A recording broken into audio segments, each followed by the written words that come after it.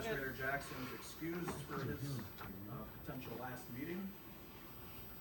Please make sure that is noted. Comments and correspondence. We have one individual tonight, Mr. Eric Johnson.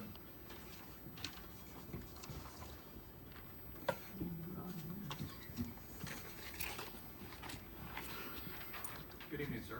Hi, everybody. Eric Johnson, 28638 Kramer Drive in the town of Waterford.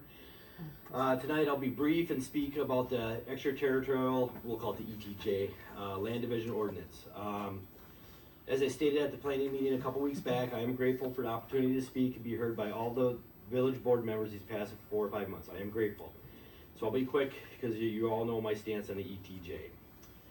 As Adam stated, and outgoing Administrator Zeke Jackson actually agreed with Adam, and as I'll quote what Zeke said the other day, that Adam had a spot-on assessment of the spirit of the vote, that the ETJ continues to be a punitive and petty action, and I hope that gets corrected tonight or in the near future.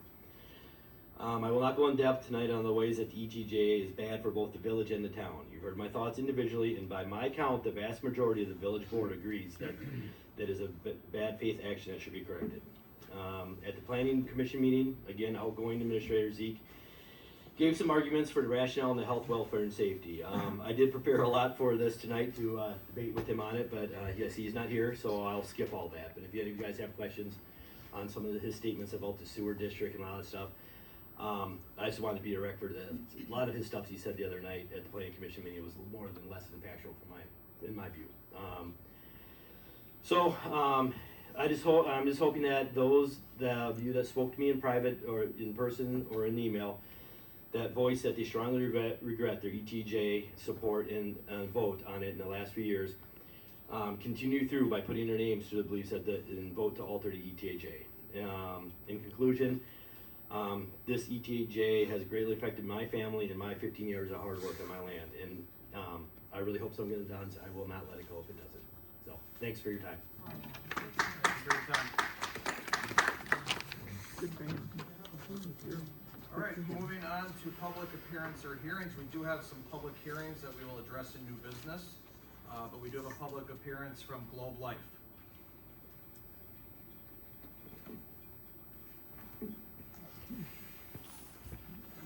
Hi, good evening. Good evening.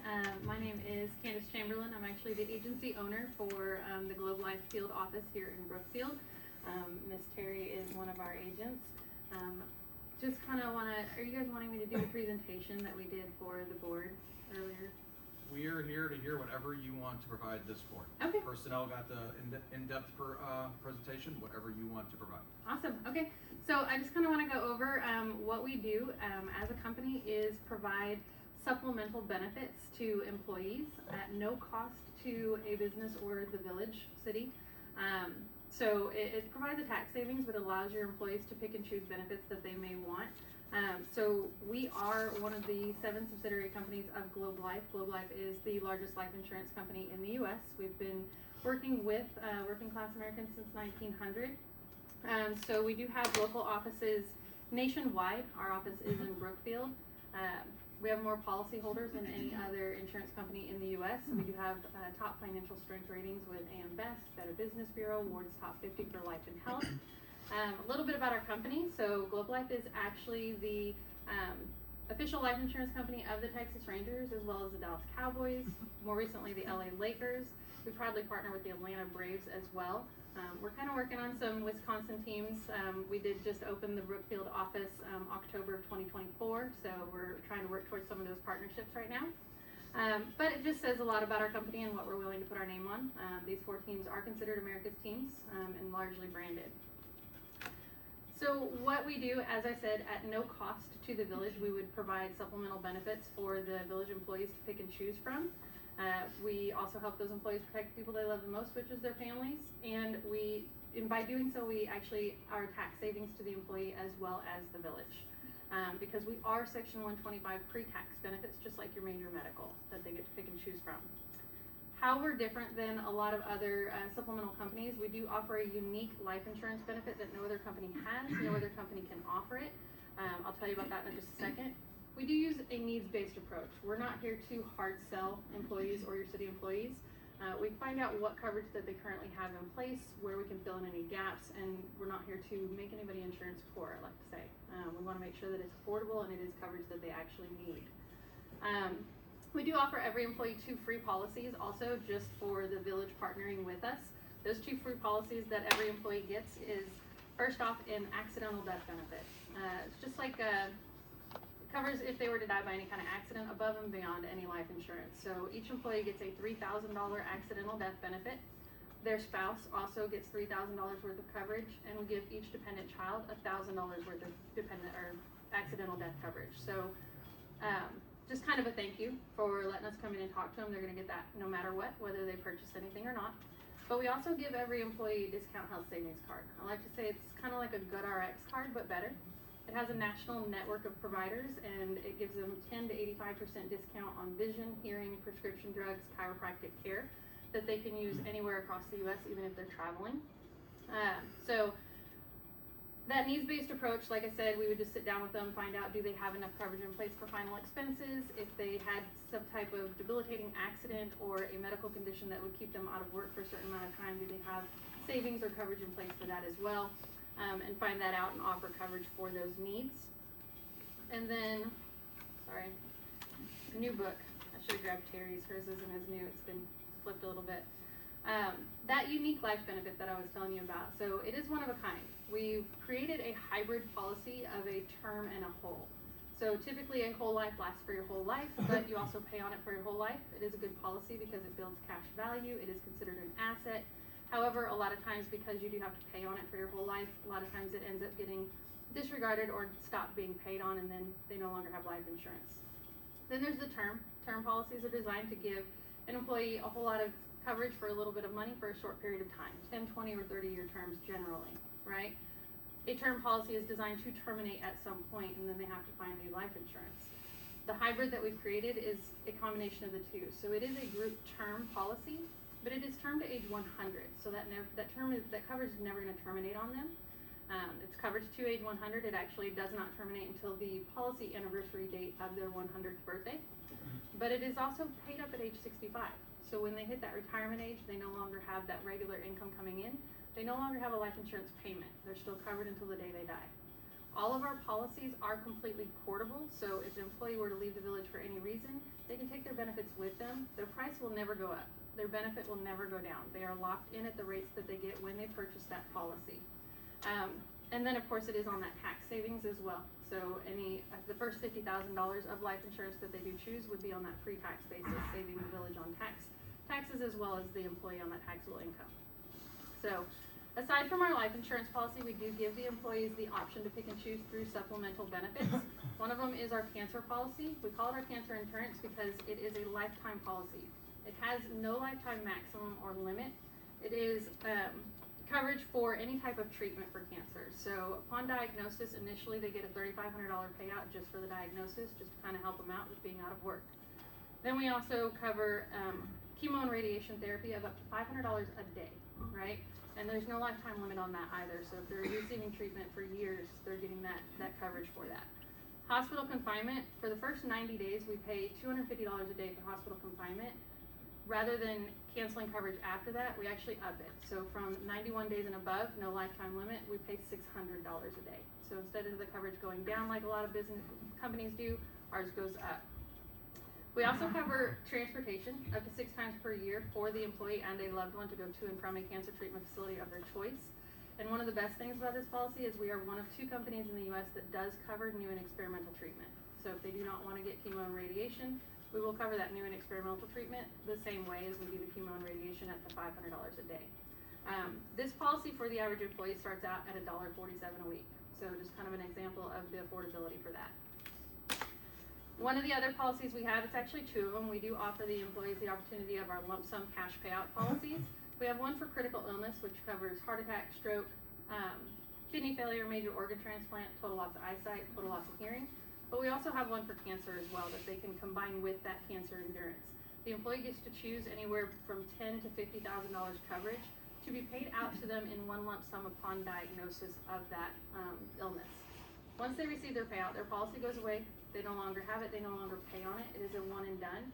But we utilize this as kind of a backup because if you get diagnosed with something like cancer or heart attack and you're out of work for 6 months to a year, getting this lump sum payout of say $30,000 or $50,000 is going to take away your worries from not having that income coming in from working while you're getting your treatment. So that's what that's designed for. $10,000 of coverage with this policy starts out at 86 cents a week, so less than a can of soda. The last one that we do go over in this presentation, we have several others, but we just kind of highlight a few, is our Accident Protector Max. It is our most popular policy, our most widely used policy. It is coverage 24 hours a day on or off the job for any employee and their family if they so choose to get a family policy. Even if they are covered by workman's comp, this policy will still pay out to them. Upon any type of treatment within the first 48 hours of any kind of accidental injury, whether that is an automobile accident, trip and fall, spider bite, snake bite, anything that would be considered an accidental injury and not health related issues, we're going to initially pay up to $500 of that treatment for them. If they are hospitalized for 24 hours, we're going to give them an additional $1,000 on top of that $500. If they are confined to the hospital for more than 24 hours, they're going to get that initial $1,500 plus a daily hospital benefit, anywhere from $150 to $500 a day. And unlike a lot of companies that base that on the severity of the accident, we actually base that on how long they've owned their policy. So first year is $150, second year is $250, third year is $350. Start of the fourth year and forevermore, they cap out at that $500 a day that we repay them for hospital confinement. If they are put in the ICU for that accidental injury, we're going to pay twice that daily amount in addition to the daily amount, so up to $1,500 a day for ICU confinement on this policy.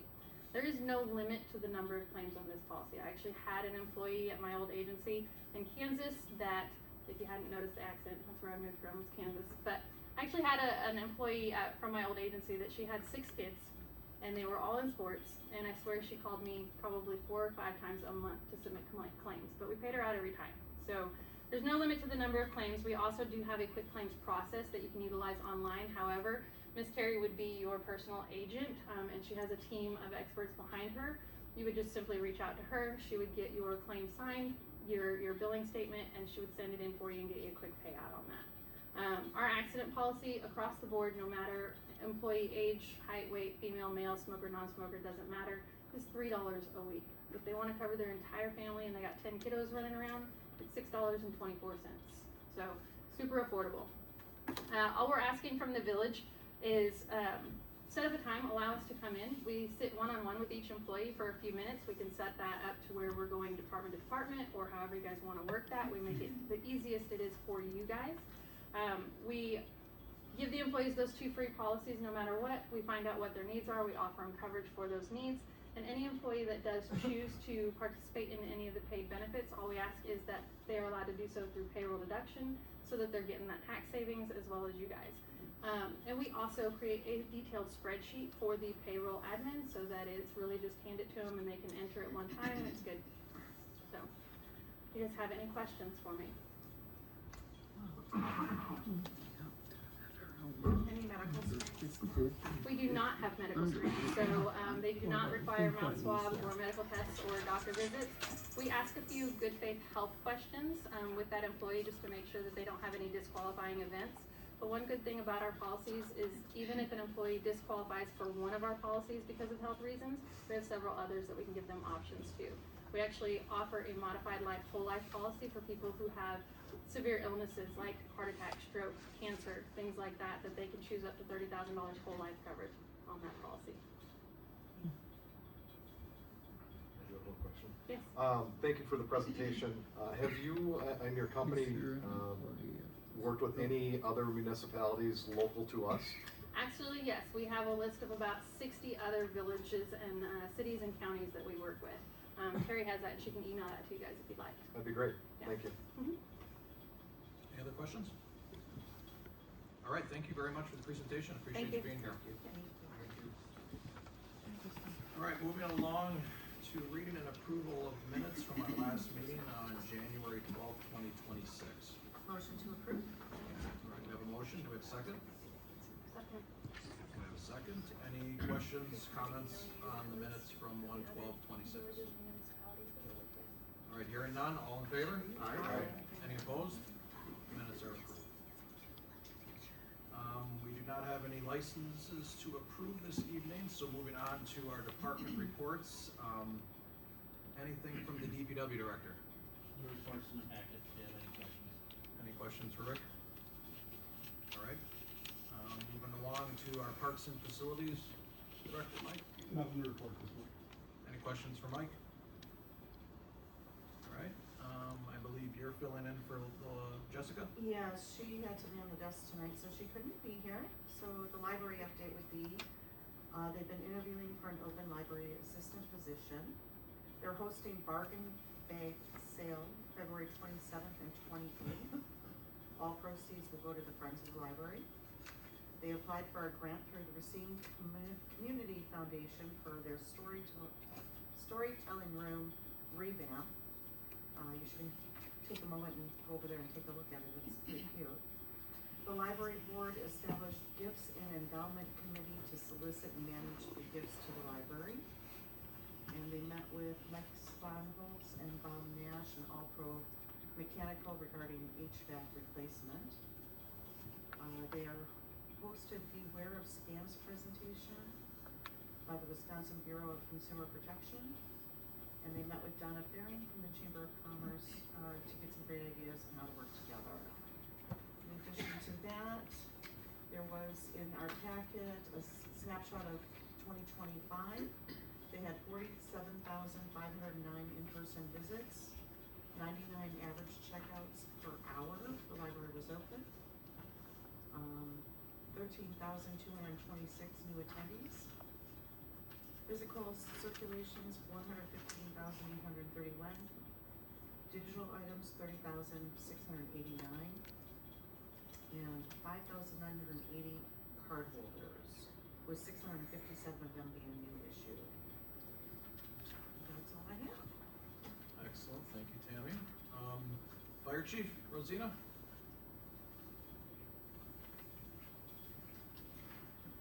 Good evening, everyone. Put this up a little higher.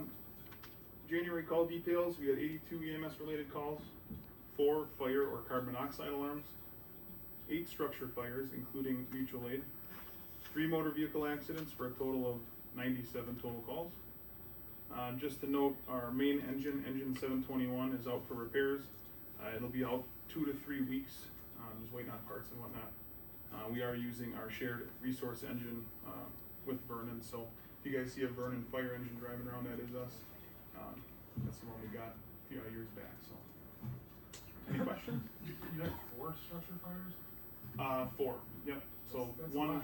2 in the town, 1 here, Alright. and then 1 mutual aid. Gotcha. About Yep. 84 in the village. Nope. Alright, cool. And that includes mutual aid.